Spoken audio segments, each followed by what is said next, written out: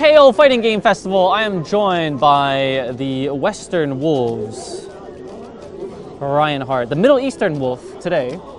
Lone Wolf, yeah, you came alone. What is it like? Did you ever think that you would not only come to Kuwait, but Kuwait for a second time in so short of a break? Yeah, no, I definitely didn't expect to be here. It's brilliant that I had the opportunity to come, and I'm happy that I came, so it's been an amazing tournament. But yeah, I don't know, I didn't even imagine I'd be here at all. Then I had the opportunity for Kuwait Battle Royal, and then now KO Game Festival, so yeah, it's brilliant. You are a well-traveled man. I imagine that your passport is stamped in and you've added extra pages. Lots of ink. Lots of ink. Did you ever think, of all the places that you've been to, that Kuwait was like this? I don't know what kind of media the UK has in terms of maybe the Gulf War coverage, but for us, we've had images. We're very brainwashed and thinking Kuwait is just oil or it's Saddam Hussein trying to take over the place. But to imagine that there's Oasis, this fighting game community, did you know about all this? I didn't know. I mean, I was really impressed by in terms of the people, like their passion for gaming. Mm-hmm. You know, they're really passionate about gaming. They take it really seriously. They have good fun in their community, and I didn't know that they would be such a strength in their community like this. And it's really, really nice to see, actually. Now, you are also a Tekken veteran. Tell me, what was it like to fight against the people from the Gulf region? It's good and bad right now because I'd really look forward to playing guys from the Middle East, but I haven't been playing any Tekken at all. Oh, I see. For a while now, so it's a shame really because I wasn't able to bring my A game for the players here and also kind of appreciate their game at the same time. So I hope to train up, so I'm going to be training for Evo heavily, and then perhaps if there's an opportunity, come back and play these guys and have a better experience then. But I was really happy that guys from Saudi Arabia came out because for Kuwait Battle Royal there was only I think one guy from Saudi Arabia. Really? But this time a few more of the guys came out and it made it made a really more sort of exciting tournament. What was it like to team up with the allied nation forces in Singapore, Sian, and America's Justin Wong? Yeah, that was really fun. I'm happy that we managed to do that team formation. I'm just quite disappointed about the actual result of the way we lost. I mean, losing is one thing, but also there's a way that you lose that's either pleasing or displeasing.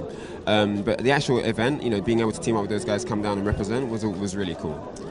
A lot of people in the West perhaps don't understand the concept of a team-based tournament, such as this one, 3v3, in the style of Evo.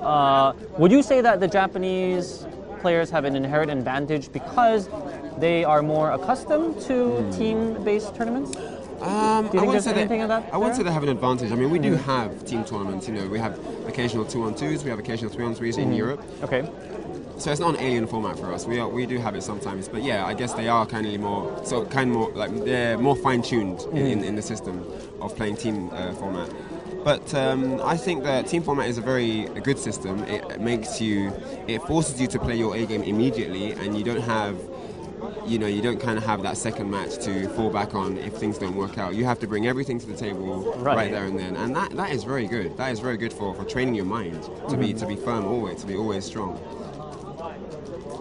That sort of life and death moment immediately. Yeah, everything counts. Every hit means something. Every jab, every poke has an effect on the match in a heavy way. Before your departure here, I saw a tweet that, or maybe it was a Facebook post, that you were maybe a little boredom had set in with the game, and no matter what you did, it didn't really excite you playing Street Fighter. Now A 2012. I think I was missing competition. I've been missing competition, in Europe. I don't really, like, when I go around, I have to kind of, in the UK, I'm not that I win everything, but I'm not really pushed generally.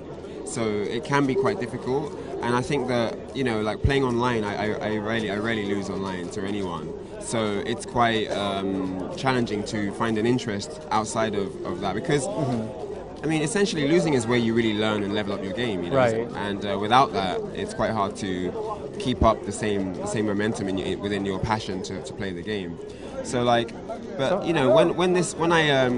I knew that I was coming here, I immediately was interested in the game again. So all I was really missing was just a reason to play, a reason to want to train and try new things and practice. That's what I was missing. That's what I'm missing sometimes in the UK, in Europe.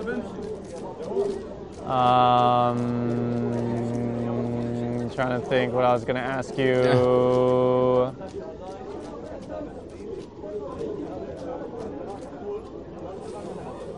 Okay? You never run out of questions to ask. No, I wanted to ask him about the Zeus match. Huh? Yeah. I'm trying to think if I should ask it. You want to ask? I'll ask it in a nice way. So, what happened with the, I guess you call it a salty run back from the first time you're in Kuwait with Aziz, the prodigy? Yeah. Well, we went first to 5, and he went up 4-1. I made a 3-game in a row comeback, made it 4-4, and then the final game was a double KO, draw game, 5-5. I heard the cheering behind me. Yeah, and then we had one extra game, and then he won. So you could say he won. He won the bonus match. He won the salty 1-game run back. Sense a little sodium in your blood, yeah, Mr. definitely. Hart. I am not comfortable about various defeats to Cammy. I mean, I think that I'm not that good at that matchup with Sagat because I've seen other Sagats doing better than I do against Cammy, so I know that it's something with me. I'm just not that good at that matchup with Sagat. So I need to work on that because I haven't really worked on that matchup anyway. It's just I'm in a different mood now, so things go differently, and you've got some little tricks and stuff like that. But yeah, overall, I think I'm not that good at that. That's one of my to-do list characters. Yeah. Aziz has been called, the prodigy. Yeah. Actually, just only by me, probably. But when you look at the grand scheme of things, like you're a veteran in the game for I don't know how many years, and of course Daigo started when he was about 17. Sienna also started young. Do you think that too much weight is given to finding youthful players in the community? And should it be coddled? Should they be called, oh my God, you're the next Daigo, or who's that 9-year-old kid at Evo? Noah. I mean, not that there's anything wrong with playing games when you're young, but what do you think should be the right, as the bigger brothers should be? Yeah, I mean, if you see a little kid, who has potential, it's quite natural to assume that he's going to be the next big thing. Right. We forget things like the fact that he may not even be interested in games later on. He might even, once he goes to high school, he might not even care about games anymore. But we just see that player on stage doing well, and we assume that they're going to be playing till their mid-20s, and stuff like that. But who knows, I guess if you see talent, I guess it's human nature to kind of give credit to talent when it's seen, I don't know. It's quite difficult because we do need to keep the scene thriving. We need young blood, to come up and kind of take the reins, so to speak. We need that to happen, kind of carry the torch. But there are no guarantees with those things. You don't look very ready to hand over the reins to anyone. Yeah, I know. I will be ready at one stage. I've been playing for a very long time and it's been really fun, but I know it's something that I don't want to do forever. So there will be a day that comes where I hand over the torch and hopefully they won't drop it. So if you were to go back in time to 16-year-old Ryan Hart, would you tell him to follow the exact same path that he followed? Well, I mean, and to get to where you are now? I've always kept a very active life outside of gaming as well, and I'd always advise that. I would always say it's very You talk healthy. to girls? Yeah, is that good? It's not right. That's not fair. I know. I mean, it's good to have a few options. That real-life option select. Yeah. Do you care to divulge what your escape plan might be? I heard you perhaps musing about writing a book. You could do anything. Really. There are so many options at the moment that I'm pondering over. Writing a book's a definite option because I think I have the most traveled experience out of any gamer in the fighting game community anyway. I've been to the most countries, so I'd like to explore that avenue and actually write about different communities, how they affect the fighting game community as a world of players. Because I've found so many unique differences in every country that I've been to. Not community in it as a sense, but country and how their culture brings a different mentality to gaming and things like this. You're like a gaming anthropologist, if you will, right? Somewhat of, yeah. I don't know if I'd go quite that far, but yeah, you could say. But yeah, if I put words to paper, it would be along those lines. So when you look at, this is the last question. Yeah. When you look at our generation when we were gamers, and now perhaps we're joining real gaming companies and donning a suit. So you see Mike Ross doing his IPL thing in Mike Ross neighborhood. Yeah. Justin probably go on for a while. Daigo, of course, has written a book and he's coming out with the second one. Yeah. I think Tokido, he probably has a few good years left in him. He's probably in his prime right now, and he'll do something great with his, in Japan. I think he's quite set. Yeah. where do you see your legacy vis-a-vis these other players that, when they can't keep it up, but will graduate to something bigger? I've noticed that in the European community, I'm a really useful asset. People really listen to what I say. They value my experience and stuff like that. And players in America and actually the world throughout. To be honest, when I've traveled, I've had props from Korea, Japan, and stuff like that. So because I'm seeing that value in the community, I find it worthwhile investing time into actually people, not necessarily just playing, but actually putting time into developing players, and developing their mindset and things like this, so they can enjoy their gaming career for however short or long that is. So I'm looking at ways to do that in a unique way that may not have been considered up till now, and that's what I'm sort of juggling, like different options in those areas also, because I want to leave this thing with kind of, just really give something back for all the support that people have given me over the years, the way that they've followed my work throughout the years, and they've really been there for me. I want to give something back to them, and I think that with my knowledge set, I can really do that.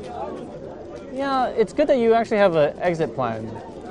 I think that's important. Yeah, because a lot of people get sucked in here, and you're doing this, and you're not healthy, taking care of your body, and... Yeah, I do get that. I mean, it's addictive. It's fun. People don't want the fun. People never want the fun. On that crack, look at that needle track.